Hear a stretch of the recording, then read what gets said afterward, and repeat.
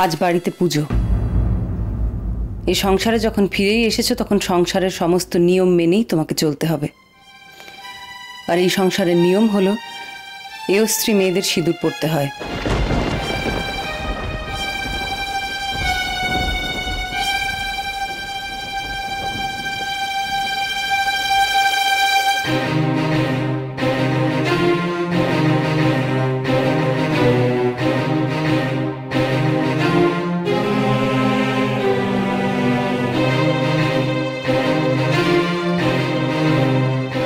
কি হলো?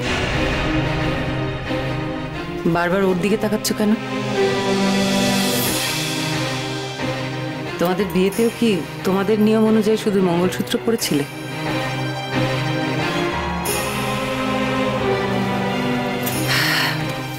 কি হলো ছোট ঠাকুরপো?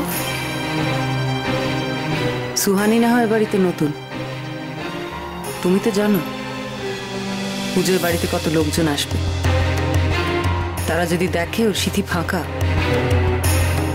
কেউ কথা বলতে ছাড়বে কি? বাড়ির সম্মানের কথাটা অন্তত ভাবো। মায়ের পায়ের সিঁদুর ওকে পরিয়ে দাও ছোট ঠাকুরপো।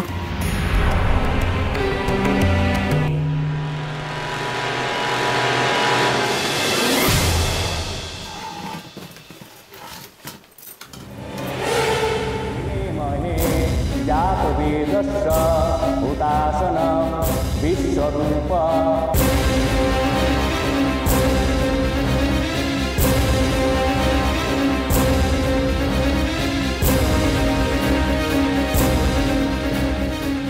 তেল সিঁদুরটা দিন।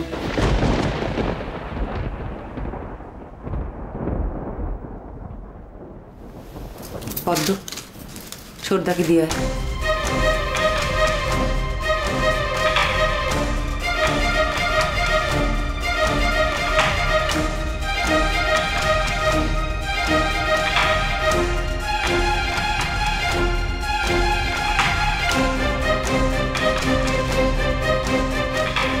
নাও ধরো।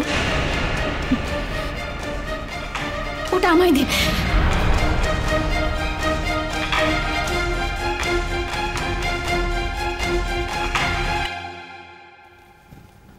মা, তুমি আর বাবা এখানে কি করছো? মা, তুমি সিঁদুর পরছো?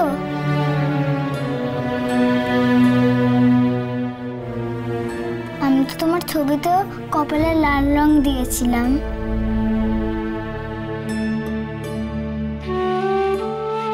বাবাই, যখন মা সিঁদুর পরবে একদম ছবির মতন দেখতে হবে, তাই না?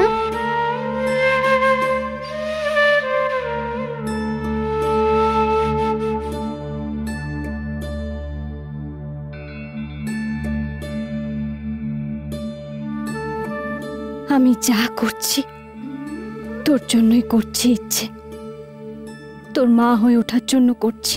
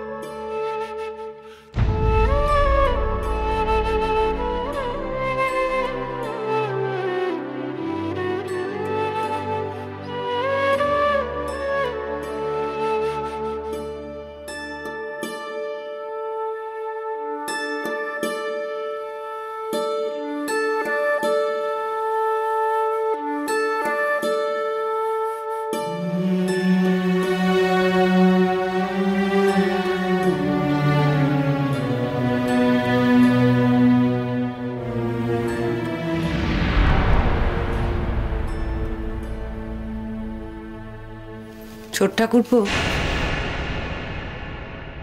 তোমার বউয়ের বোধহয় এই বাড়ির নিয়মগুলো ঠিক পছন্দ নয়।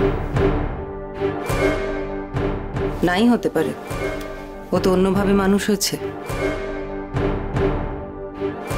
কিন্তু অন্তত পুজো আচ্ছার দিনগুলো একটু একটু আচার বিচার তোকে মানতেই হবে।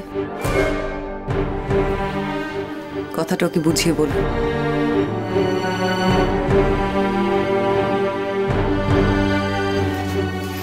বড় মা, বাবা আর মাকে কেন বকছো? হ্যাঁ বড় বৌদি, আজ সারাদিন পুজো নিয়ে সবাই ব্যস্ত থাকবে। তুই যা তো, ইচ্ছেকে নিয়ে একটু বাগানে ঘুরিয়ে আন, যা। আচ্ছা ইচ্ছে, চল আমরা বাগানে গিয়ে সেই গাছটা বরং দেখে আসি যেটা তুই আর আমি লাগিয়েছিলাম। চল চল চল চল চল।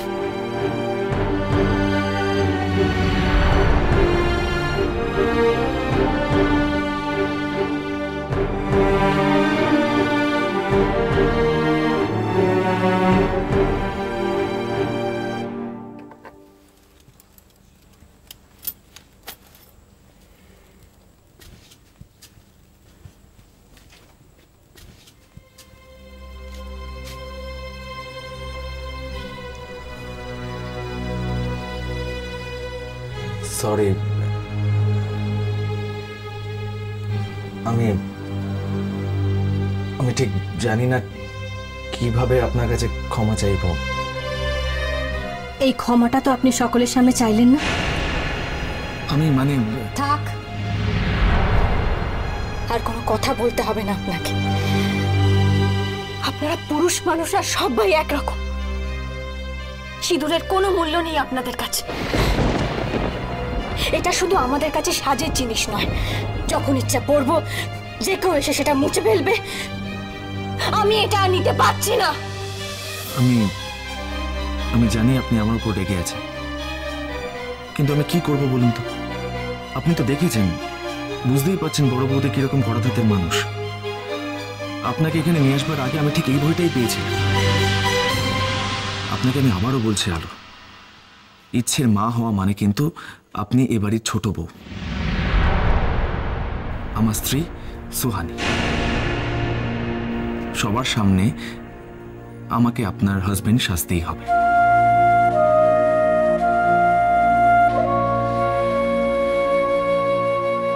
কিন্তু আমরা তো ভিতর ভিতর জানি যে আমাদের সম্পর্কটা আসলে মিথ্যে।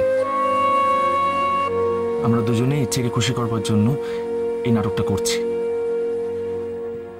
হ্যাঁ, তফাৎটা এখানে আমি ইচ্ছের বাবা, আমি যা করছি তার পিছনে একটা স্বার্থ আছে, আর আপনি যেটা করছেন সেটা নিঃস্বার্থভাবে।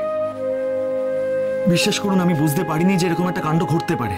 আমি যদি আজও করতে পারতাম তাহলে সামাল দেওয়ার চেষ্টা করতাম। দেখুন, আমি ইচ্ছা করে। ইচ্ছে ইচ্ছে কোথায় গেল? হ্যাঁ, আমি দেখে আসি ইচ্ছে কোথায় গেছে।